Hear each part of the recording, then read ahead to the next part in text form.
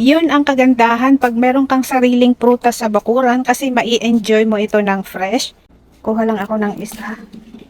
Malaki na ito kaya busog ka na kahit isa lang ang kainin mo. Tapos manguha naman tayo ng dalandan. 3 piraso lang na dalandan. Matamis na ito kasi nahinog na sa puno. Ang bango. Oops.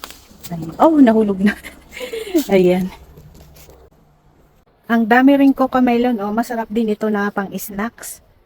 Pero ang kukunin ko ngayon ay sili kasi yun ang pangsawsawan ko doon sa dalandan at saka yung bayabas. So ito yung aming pea chili. Gustong gusto ko itong sili na ito kasi hindi siya masyadong maanghang, mild lang. Wala na yung mga hinog, naubos na kasi palagi kaming kumukuha dito. Ayan, pwede na ito, pang sawsawan, sili na may asin.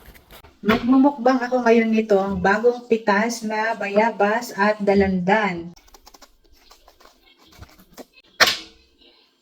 Makapal yung kanyang balat na crunchy. Ang bango.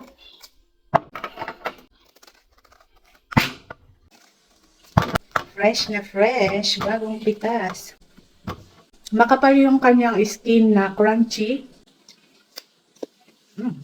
Magbukas ako ng isang dalandan. Nahinog na sa puno, kaya matamis na ito.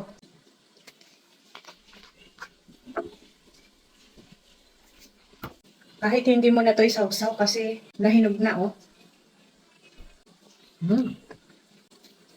Juicy and sweet. Ito naman yung sawsawan ko. Durugin lang natin para lumabas yung kanyang anghang. Add salt. Sarap. Bayabas.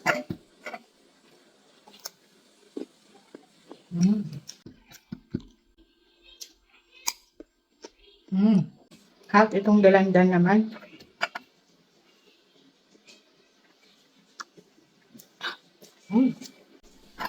Bagay na bagay talaga to. Itong dalandan sa may asin na may sili. Ang gusto ko pa dito sa dalandan na ito, wala siyang masyadong buto. Yung mga iba, walang laman na buto. Sa isang bunga, siguro makakakuha ka ng 5 or less na seeds. Yummy!